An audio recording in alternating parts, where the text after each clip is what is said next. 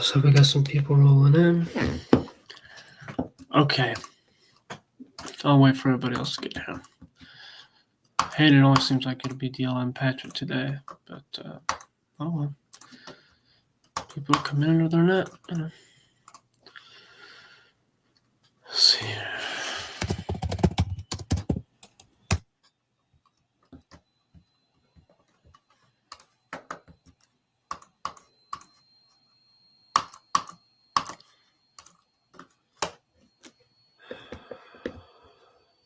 When everybody gets here, I'll start. I don't really have too much of a plan for this one, but we'll figure something out.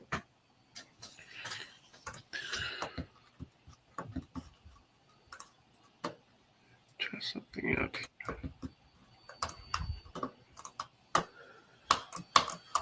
See who else here? I see Diella here. Who else? Is anyone else here?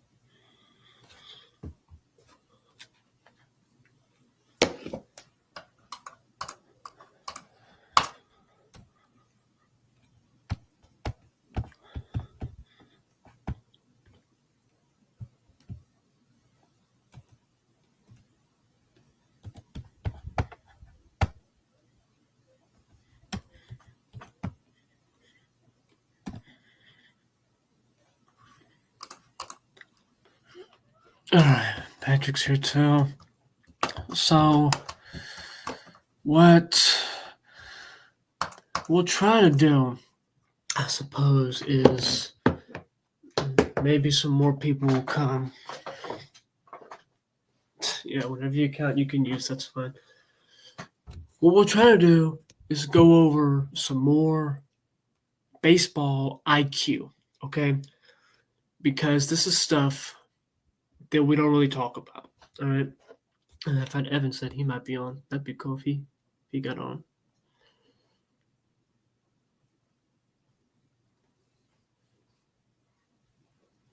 Okay. We really don't talk about IQ, all right? And what I've noticed from games and from, well, yeah, really in games. Practice is one thing, but in games, the difference between a lot of us in practice and a lot of us in games tend to be different, okay? And that can happen. I think there's two reasons. One of them could be anxiety of being in a game. When you get more games under your belt, that goes away. And when you prepare effectively, that goes away. A lot of times, the only reason you have to be anxious is if you're not prepared. So we got to prepare in every way. And, having days like this where we could easily just have an afternoon and just sit around, watch a movie and eat pizza, and we're talking about some important baseball stuff, that's good stuff. All right? And I know it's 15 minutes after the hour now. I apologize for getting on late. I wanted to see the procession, but we're here now. We'll do what we can. And I think the second reason why is because in a practice, it's easy to field a ground ball when Evan or Mr. Randall says, "Hey, it's coming to you," and you get the ball hit to you.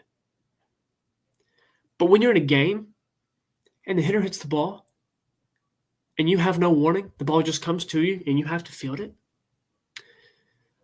we have to be ready for that, okay? We've got to be ready for that. If you can't field that ball, if you can't play defense against a real batter, it's easy to play defense against a fungo hitter. If you can't play defense against a batter, then we got till the middle of March when we go to Roanoke to get to where we can. Right? I know one case. Well, yeah, one example I think of, Deella, she's on here, so I'll talk about her. When I've seen her practice, there'll be a ball that's hit right to her or something, and she'll go dive for it, or whatever it is, take her time and throw it. She can keep the ball in front of her if Evan or Mr. Randall hits it. But during a game, when somebody hits that ball to her, or maybe low to the left, and then you're scared of it just because you didn't know it was coming to you, that's baseball. You've got to be able to field that ball. And, it's easy to say, oh, we'll just get more infield practice and we'll be good. Getting practice off of fungo might help some. But, again, getting more game experience, it's, I'm not going to try to suggest what kind of drills we do because I'm not a coach. I don't do that. Just a ball player. That's up to Evan and Mr. Randall. They'll decide what they want to do with that. But having your head in the game is a big thing. Right? What else? And then there's a lot of rules that are advanced, and some of them may come up in a game. Most of the time they won't. But if you're prepared for that, then it's going to say a lot,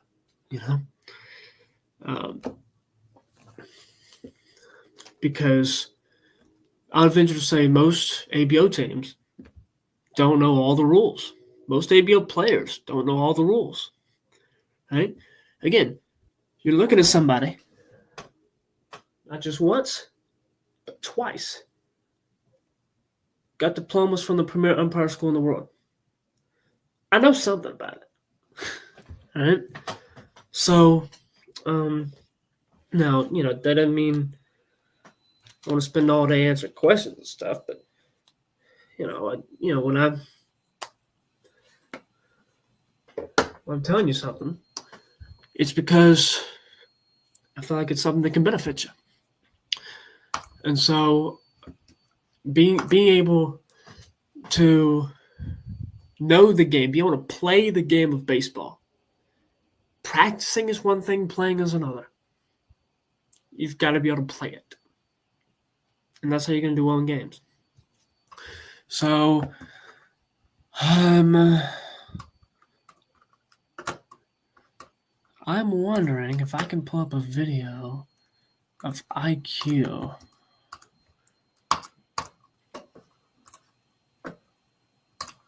Let's here. What if let's take a look at this one. I'm gonna share my screen here. I realized in my last video I actually didn't mute it that well, but I have it muted this time. Okay, so we're gonna just take a look. We're just gonna watch it play, and then we'll try to break it down, right? So let's see here. Ball hit down the left field line.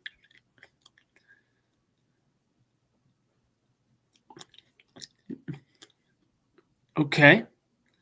All right. Very interesting play. So, first of all, that's a ball. He didn't have to swing at that. But Carlos Gomez hits it down the line. Look at this. That left fielder could easily catch that baseball. But what's he do? He lets it drop. Can anybody guess why he let that ball drop? Can anybody take a guess? Why do you think he let that ball drop?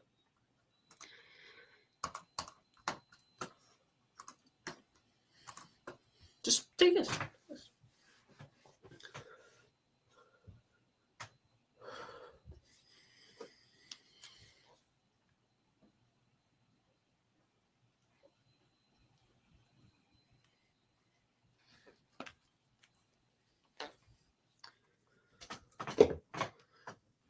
Let's see. Runner on third, and he was scared. Okay. So, Dio, it's not because he's scared. All right. It's not because he was nervous either. All right. That's not why. Mr. Randall just gave you a hint. There's a runner on third base. Right? If you know the rules of baseball, you know that there's a runner on base and there's a ball hit in the air.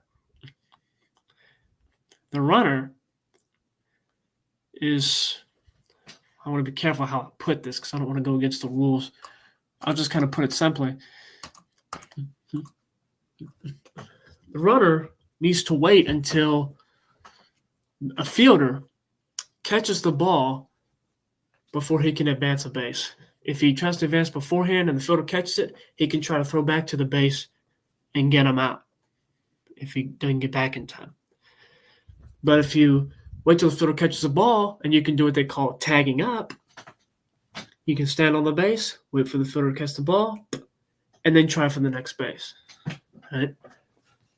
In this case right here, this game is tied at 3 in extra innings. This is the 12th inning. There's only 9 innings in baseball. It was also with 2 strikes.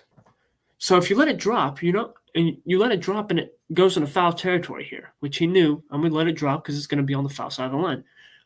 It's with 2 strikes, so you're going to give your pitcher another chance to strike him out. But more importantly, you let that ball drop, that runner is just a foul ball. That runner cannot tag up and try to score, and therefore gives your team gives the other team the lead. Let's try to see if the announcers say anything about that. Let's try to listen to what they're saying. And a fly ball lifted down the left field line.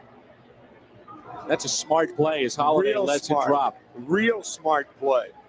How many outfielders would have had the wherewithal to allow a ball that he could catch to drop? And the reason he did, not much foul territory down there, about 4 feet. You got to wait for it. You hear that? Smart. So Diola has nothing to do with him being nervous. If he was nervous, he wouldn't have been thinking about it and he would have caught the ball. Actually, if he was nervous, he probably would have tried to and then he would have dropped it. Let's see what this for Gapper. That is fair down the right field line. Giambi on his way to third, and they're going to wave him around. The throw misses a cutoff man, shoved it to the plate, out of the plate. Derek Jeter with one of the most unbelievable plays you will ever see by a shortstop. Both cutoff men were missed. For Larry. Okay, that's kind of an advanced thing. We won't worry about that. Anderson. Fastball tapped at the plate. It'll trickle down the third baseline. The Mariners are going to let it roll. Lenny Randall gets down on his hands and knees and blows on it like a curler, and it goes foul. They call that foul? Randall gets down on his hands and knees and blows on it like a curler. Okay, this isn't an IQ thing, but it's a good thing to note. If there's ever a ball that's close to being fair or foul, and you try to get down and you try to blow it fair or try to blow it foul, maybe the rules changed since then, but in umpire school, they taught us if someone tries to blow it, it's automatically fair. It's just fair right off the bat. All right? The minute you try to start blowing on it, it becomes fair. It's like you touched it. All right? So don't do that. All right? I want to move on to something else now.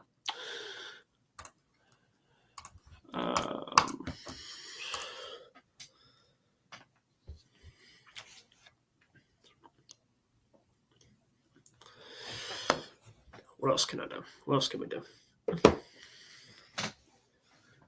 If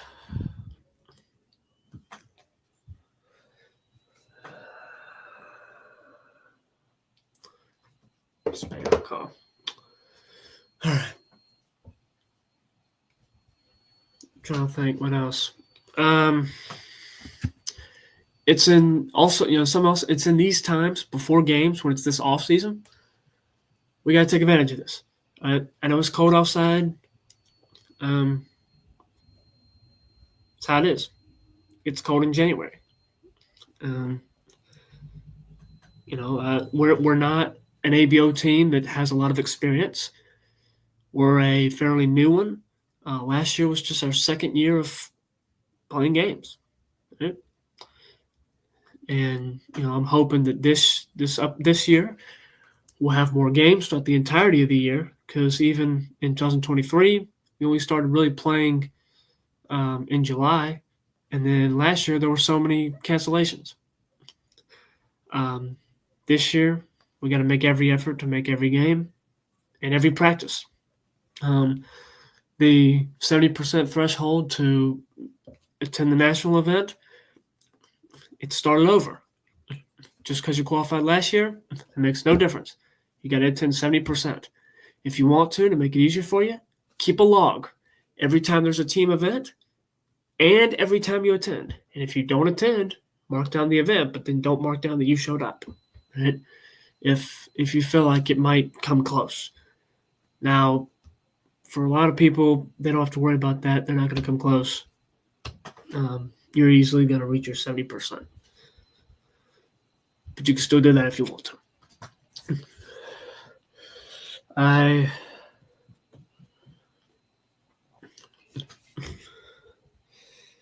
Let's see, what else? I continue to emphasize there's a difference between practicing a game and playing in a game.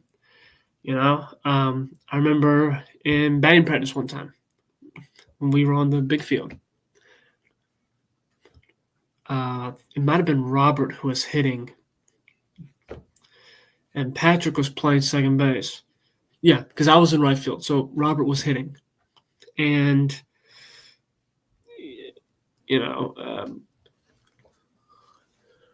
Robert hit a kind of a pop fly to the right side of the infield. So, essentially a pop fly toward Patrick. That's a play that you easily say, I got it. Pop your glove. Make that catch. That didn't happen. Instead, Patrick saw it, and he started running as fast as he could away from it. And then, of course, the ball dropped because nobody can get there in time. To DL's point, if you're scared or nervous, well, yeah, that's what happens. But when you prepare effectively and you're standing out there in your good ready position and in your head saying, expecting the ball to be hit to you and asking yourself the question, if the ball's hit to me, what am I going to do with it? That's something you can do. Stand out there thinking, if the ball's hit to me, I will, and then fill in the blank. What are you going to do with that ball if it's hit to you? It depends on your position in the situation. You've got to know baseball IQ. I can't teach you everything in 30 more minutes. I just can't. You got to do it on your own, and you got to get experience. So I think our approach to practice can be a lot better. Simply going out there and going through the motions. Not focusing during your stretching. Too much talking and gossip. And so then you're not really focused. You're not breathing properly. You're not letting the blood flow. And when it's cold, that's even more important, because if you stretch something too far and you haven't stretched, it can end up not being very good. It's kind of like if you take a rubber band. If you take a warm rubber band and you stretch it, it's going to be pliable. You take a cold one, you try to stretch it, it'll snap. That can happen to your muscles and your ligaments and your tendons if you don't stretch, if you don't warm up. You've got to have a good approach going into practice. And you've got to have the approach when we're taking infield that there's a runner running from home plate to first base, you've got to throw him out. You've got to make a good throw toward first base, and it's got to be on target. You've got to put a good, hard throw right to the first baseman's chest. Sometimes that's easier said than done, yes. But when you see the ball and you're too busy trying to dive around and get dirty and laugh, and then you take your time getting up and then give a rainbow throw, you're not throwing anybody up. It's not going to happen. Or if the ball's hit, and then you have to be told the ball's being hit to you. You know, the ball's already rolling to you, say, hey, it's headed to you, it's headed to you. You know. It's, you know, you'll get out of practice what you put in. And, you know, when you're hitting too, same thing.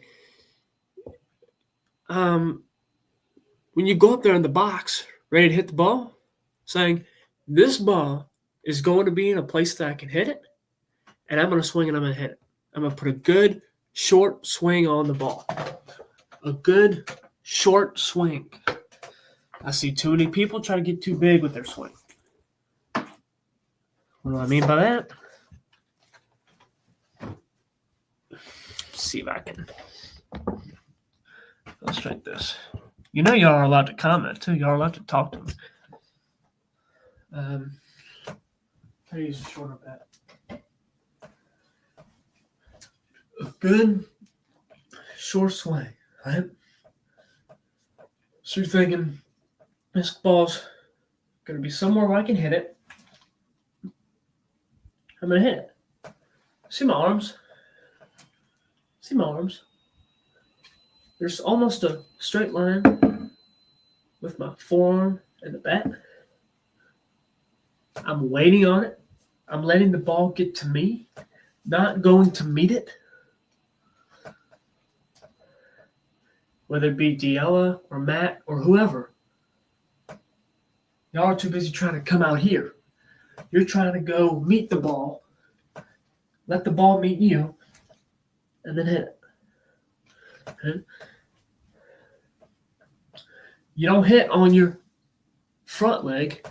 You hit off of your back foot. You keep most of your weight on your back leg. Yeah. Bam. Bam. Okay.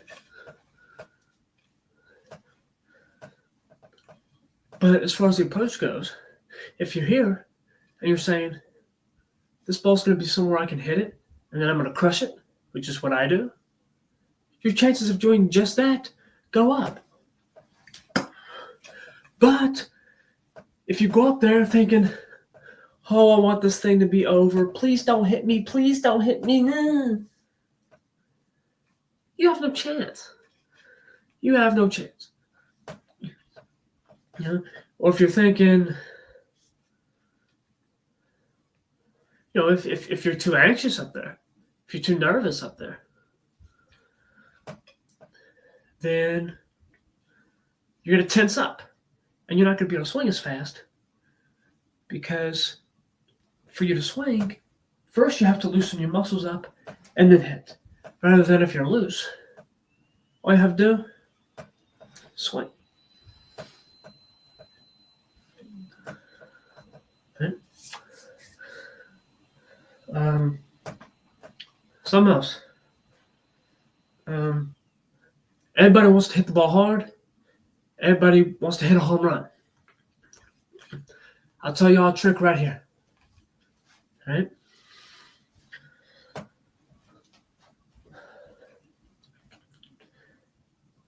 You'll get a lot of pitches that come inside.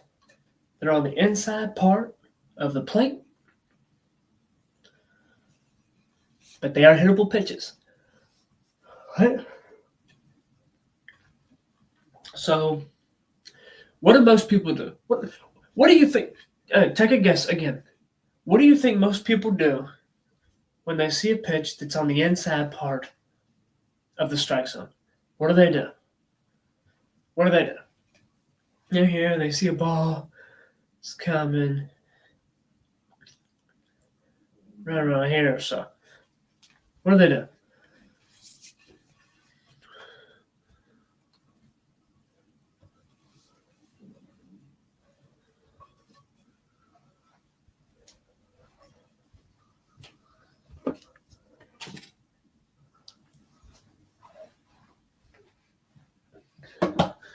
They don't hit. I asked what they did. I didn't ask what they don't do.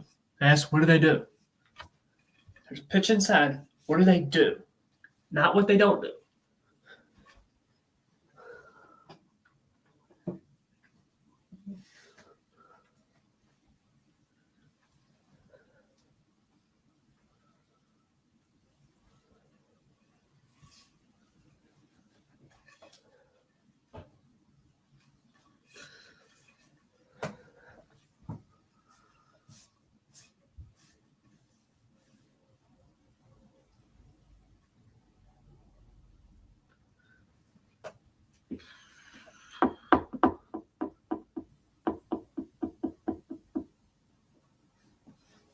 Go ahead.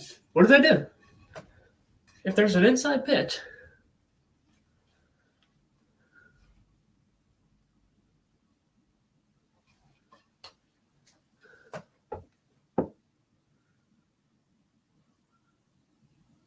bail out and hit it, go out to the field.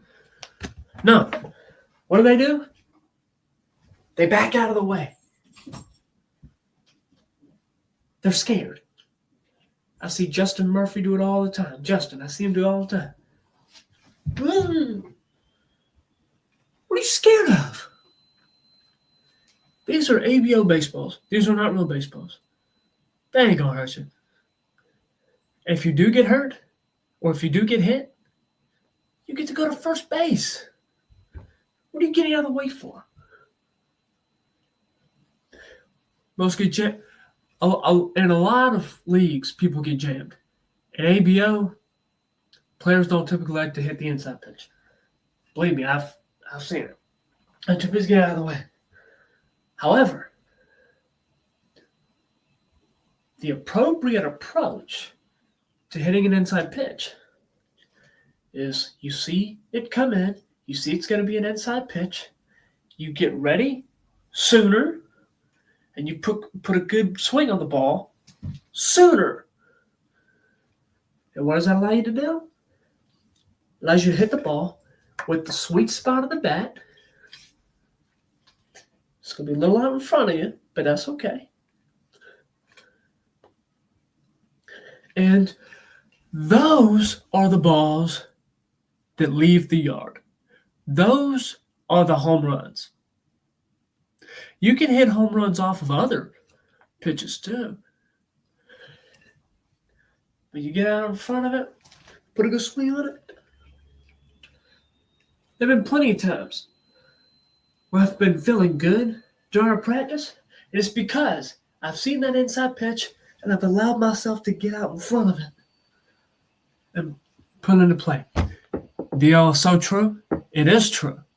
Are you going to apply it to next practice? Or are you going to be too busy trying to swing out in front of everything and look like this and freaking look like this?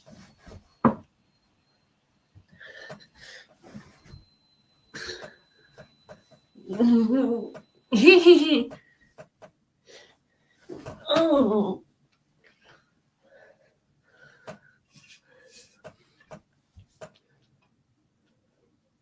You know, and again, I can't teach everything about hitting in this here either in 20 minutes.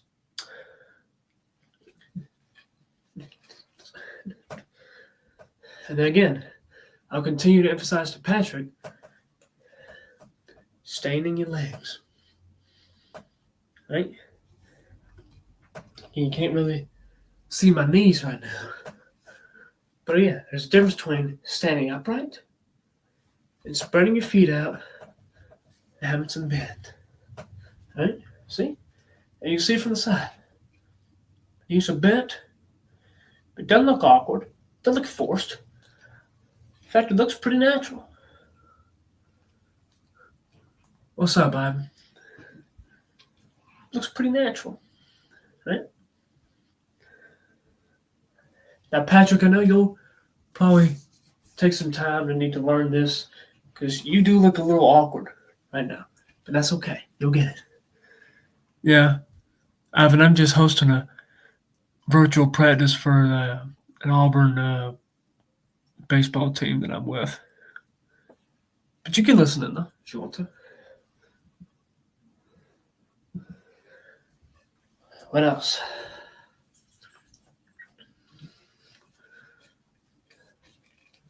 Here, I'll open up the floor a little bit. What do y'all want to hear about? What do you have questions about? What do you want to know? Can't promise I can answer everything, but maybe I can help you with something.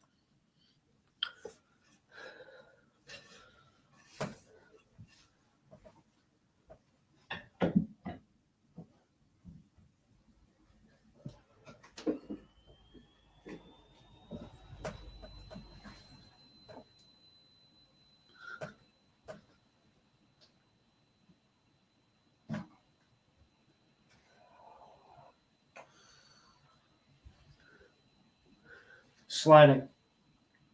That's a good point, too.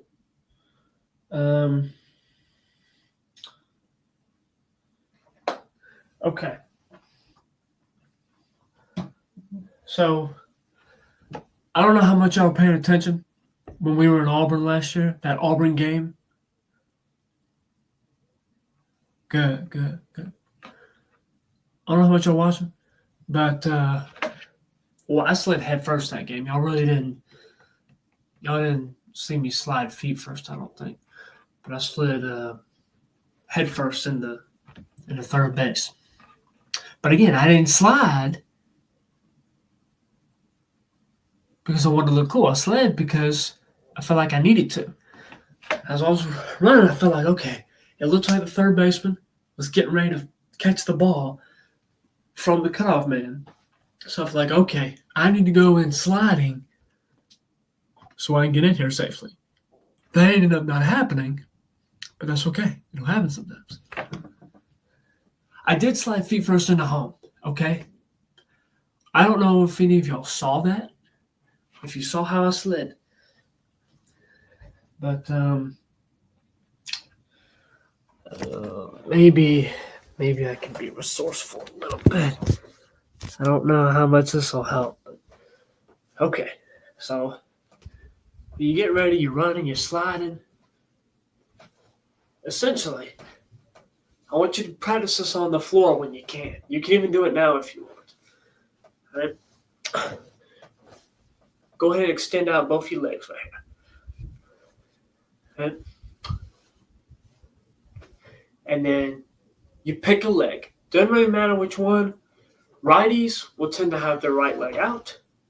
Lefties will tend to have their left leg out.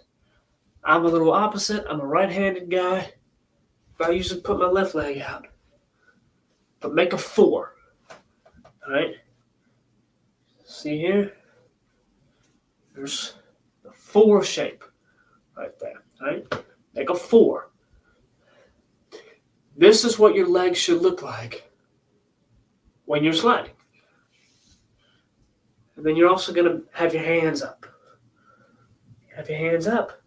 You don't drag them across the ground because that's how you get your hands and your fingers jammed. Put them up. Easy way to practice this. Stand here. Put your foot or your ankle behind the bend of your knee. Lower yourself down. Allow yourself to just fall into that position.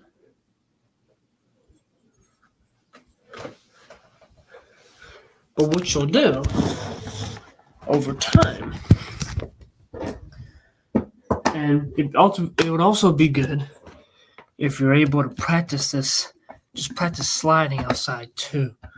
I'm not sure how you do that in this time of year. But, there are ways to do it, right?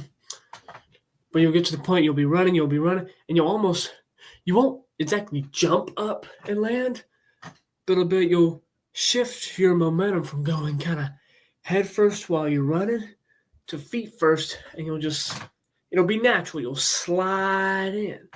That's why they call it a slide, because it's supposed to be natural. If it looks artificial or awkward or bumpy, Diella, it's not a slide. Can I show you sliding videos? Maybe. It's been a while since I've watched any sliding videos. See what's the best one that I should show you.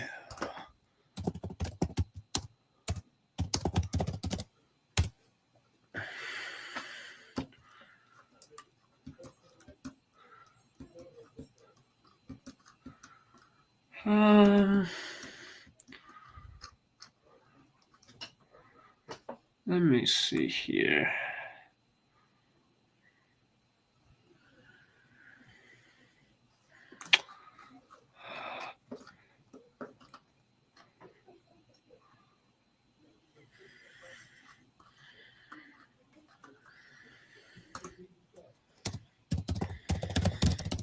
If I can't find it, you can find some on your own.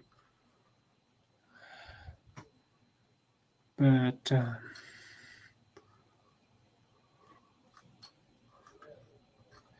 let's see if we can watch this little video right here.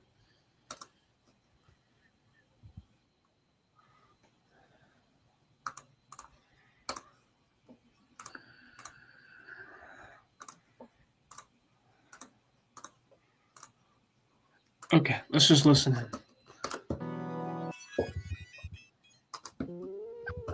On this edition of Red Sox Academy, you're here with longtime Red Sox coach Dick Berardino. We're talking about base running and sliding. Is it something you constantly have to work with these guys on? Well, you really do, you know. The thing that we really emphasize is, number one, we don't want anybody sliding headfirst into home. And we don't want anybody sliding headfirst into first base. That's a good point. I have no idea when it came into fashion to slide headfirst into home. No idea. Do not ever do that. Do not ever slide headfirst into home. Do not ever slide headfirst into home. Do not ever slide headfirst into home. Matter of fact, I'll even put it in the chat.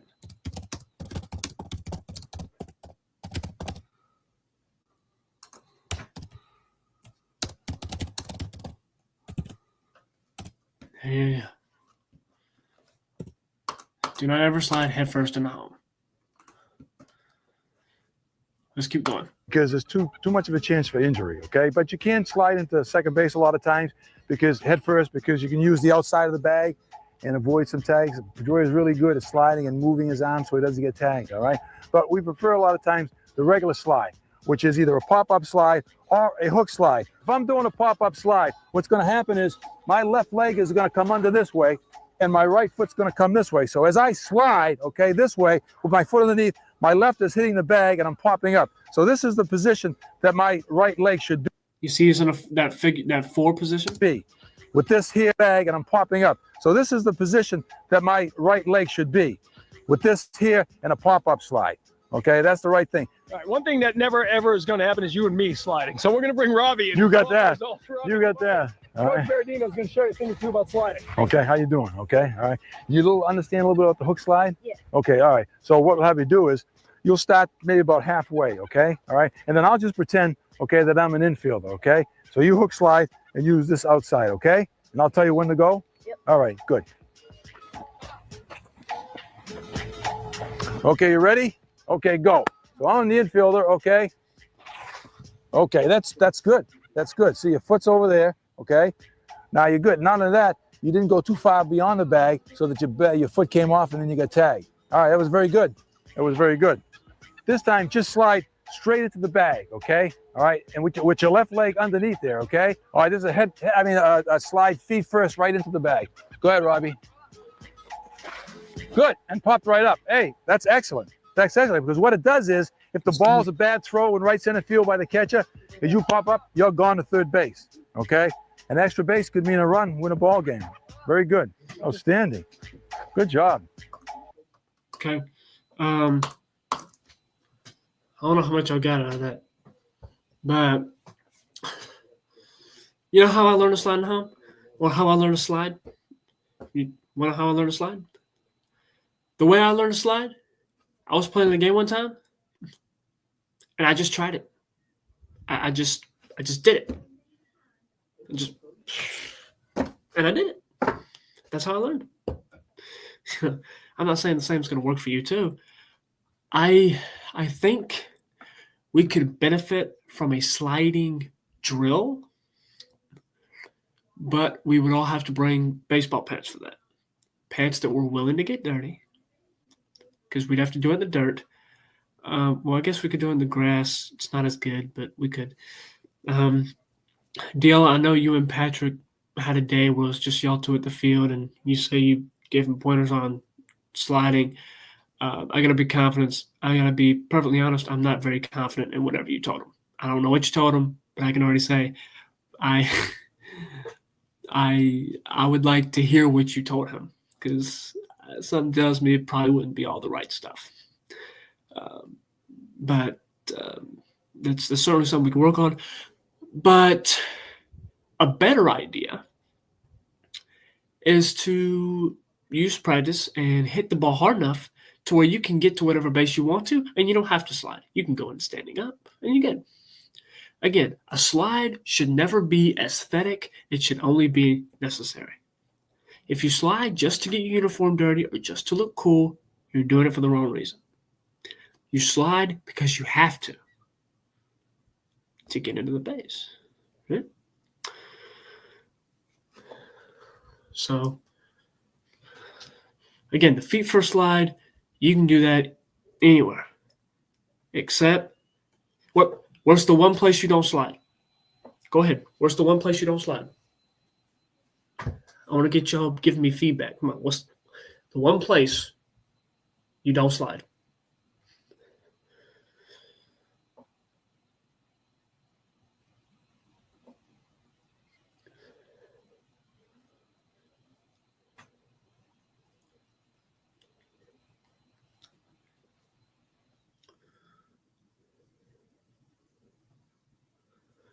First base.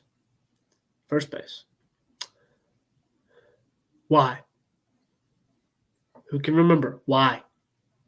Why do you not slide to first base?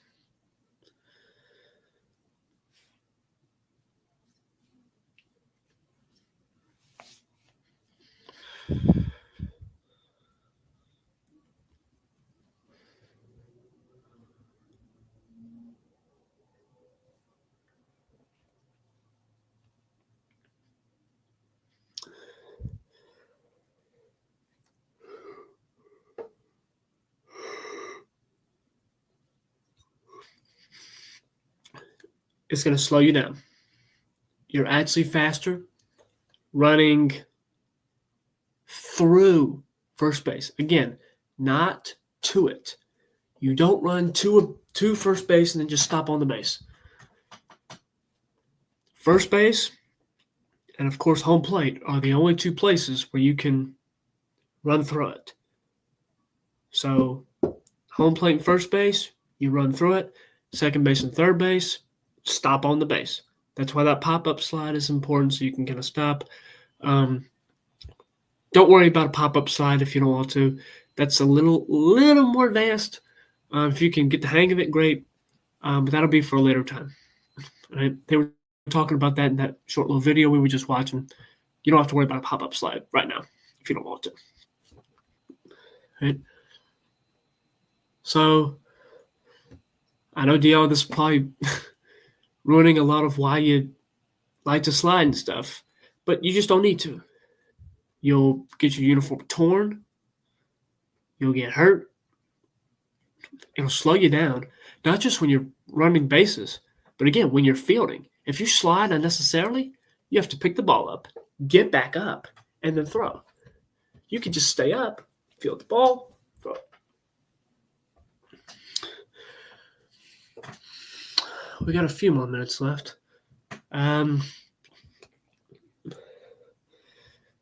Again, I'll emphasize, have the right approach going into practice. We didn't get to practice on the field this week. And you look, 3 people here today. Me, DL, Patrick. Justin, he said he wasn't going to be able to make it because he wasn't going to be able to get a ride. Now today, he had another excuse.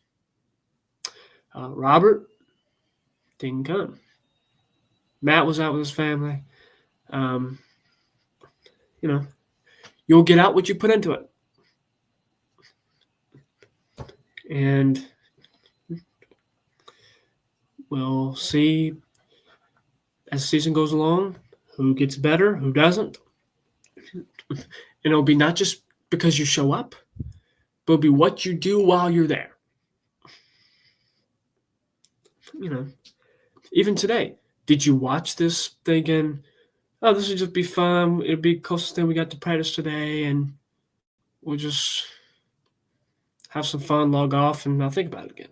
Or are you thinking, did you come into this thinking, all right, let's be ready to learn something? And then next time we go on the field, I'm going to remember it, and I'm going to implement it. It's your choice. You'll get out of it what you put into it. And being able to play in a game should be a priority. Practice is supposed to prepare you for a game. Right? So you go about your reps. If we're taking infield, you need to have the approach. Imagine there's a batter running from home plate to first base, and you have to get him out. Field the ball and get rid of it. Don't hang on to that baseball. You're not supposed to hang on to the ball for long. You get it and get rid of it accurately. Come here, accurate throw, let the first baseman catch it, get him out. Get him out. All right? I mean, I was in Dallas, Paulding County last year, and the weekend before Rickwood Field. Me and Matt were there. There was a ball hit between both of us. I think it was closer to Matt. I think he should have gotten it, but he didn't go get it. And I thought it was kind of through, but I kept going after it. I fielded it on the backhand. That looks like one of those really good plays. Fielded on the backhand. Made the throw across the infield. Only problem, throw wasn't accurate. The runner was further away from first base than I thought. I had him if I make a good throw. But what I do, I got to the ball and I got rid of it. Now, if I'd have taken a little more time, I had more time than I realized. All right? So if I'd have slowed down and seen that, I could have put on a more accurate throw and gotten him out. All right? Relax when you go on the field. There's nothing to be afraid of. You're not going to get criticized or abused if you make a mistake. Mistakes are how you grow. Too many people today teach people don't make mistakes. That's stupid. Mistakes are how you learn things. And then you get better from there. At umpire school, they tell you to make mistakes. They say, we want you to make mistakes so you can learn from it and then make your next mistake. Have that approach in practice. Please don't be afraid to make mistakes. Don't be afraid to make mistakes. And same applies to games too. DL, you say you agree, and you say you're nervous before games. You don't have to be nervous for them either. If you take practice with the right approach, you will not be nervous for a game. So if you're nervous before a game, that's your note telling you, I didn't practice enough. I didn't prepare well enough. If you are prepared, you'll feel that way. So, DL, you got till March 8th. Every practice we got till then should make you less and less anxious for March 8th at Roanoke. If you're still feeling anxious the night before, at some point, that's just on you. You get better from mistakes. Of course you do. Yeah. All right. 6 o'clock my time, 5 o'clock y'all's time. It's actually a minute past that. Probably about time was to log off. I know we got started a little later. I can keep going, or if y'all got to go, that's fine. I wish we could have got on the field. I know here in Columbus and Phoenix City, it felt good. So, I don't know how it was in Auburn, but I hope next week that we'll be able to get on the field. I think we should. Actually, I think I may need to go.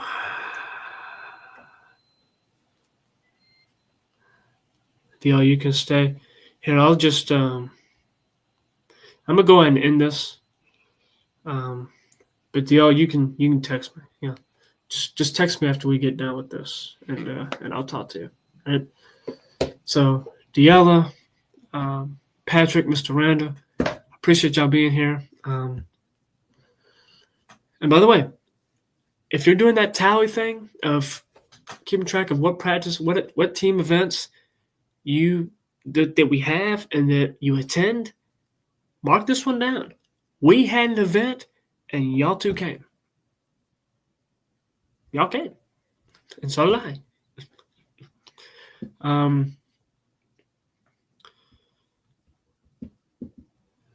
It's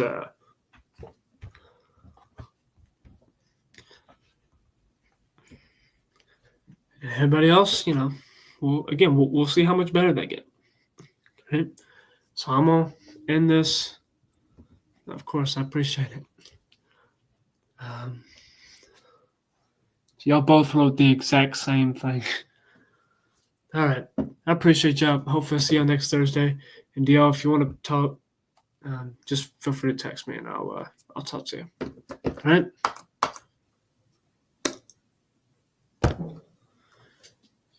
Go Pilots. All right, y'all.